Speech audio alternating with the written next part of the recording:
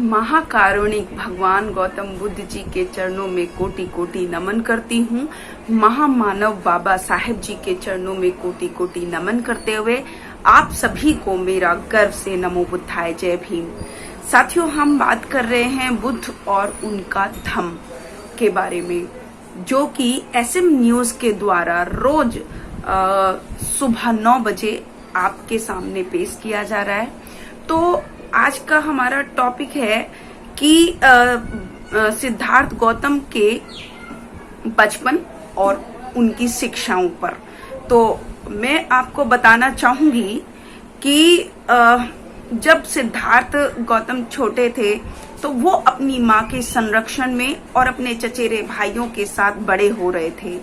जब वो चलने फिरने लगे और जब वो बोलने लगे तो जो शाक्य जनपद थे उनके सारे मुखिया इकट्ठे हुए और उन्होंने राजा सुद्धोधन से कहा कि अब हमें बालक सिद्धार्थ को ग्राम देवी अभया के मंदिर ले जाना चाहिए।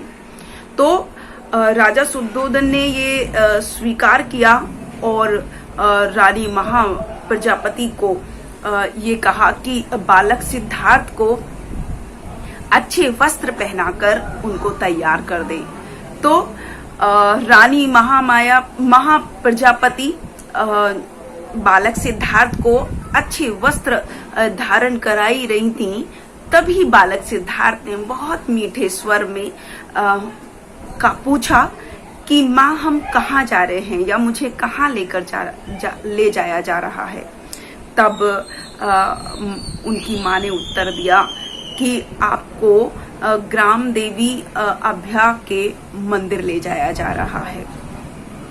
ये सुनकर बालक सिद्धार्थ मुस्कुराने लगे, लेकिन क्योंकि ये शाक्य जनपद की परंपरा थी, उनका रीति रिवाज था कि सभी को सबसे पहले ग्राम देवी अभया के मंदिर ले जाया जाना चाहिए। तो वो वहां चले गए।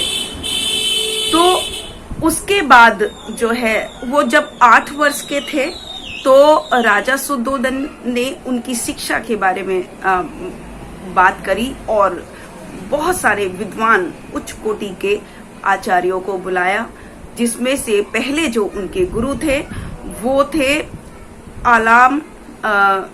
अलारा कलाम।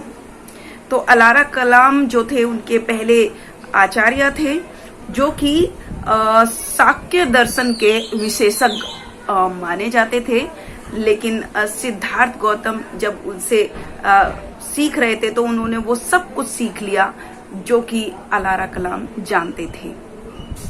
फिर राजा सुद्धोधन ने उद्दिक देश के बहुत ही कहते हैं कि बहुत ही ख्याति प्राप्त आचार्य, जो कि उच्च कोटि के आचार्य माने जाते थे, जिनका नाम था आचार्य सब्बामित। तो ये उनका नाम था और वो भाषा वेद व्याकरण दर्शन और जो वेद वेदांग और बहुत सारे उपनिषेदों के वो ख्याति प्राप्त थे। मतलब उनमें उन्होंने विद्वानता हासिल की थी, चाहे वो भाषा में हो, चाहे व्याकरण में हो, चाहे वेद वेदांग में हो, चाहे उपनिषेदों में हो। तो इन सब में उनको ख्याति प्राप्त थी। ऐसे उच्च कोटि के आचार्य को बुलाया और ये जो आचार्य थे ये इनके सेकंड गुरु थे, यानी कि दूसरे गुरु थे। तो सिद्धार्थ गौतम ने सभी विषयों को उनसे सीखा और सभी विषयों में प्रवीणता हासिल कर ली। ये उनकी शिक्षा रही। फिर जब वो आए तो एक कपिल वस्तु में ही उनका आश्रम था और वो अलारा कलाम के शिष्य थे जिनका नाम था भारद्वाज। और उनसे उन्होंने चित्त की एकाग्रता और समाधि का ज्ञान सीखा और वो उसमें भी निपुण हो गए।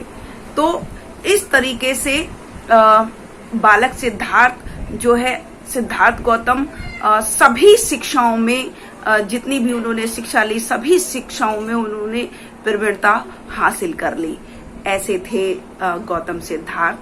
तो आज का हमारा चैप्टर यहीं खत्म होता है और कल फिर से एक नए चैप्टर के साथ SM न्यूज पर 9 बजे मैं शकुन मौत फिर से उपस्थित होंगी। तब तक के लिए अपनी वाणी को विराम देती हूँ। सभी को मेरा फिर से गर्व से नमो बुद्धाय। जय भीम, जय भारत, जय संविधान।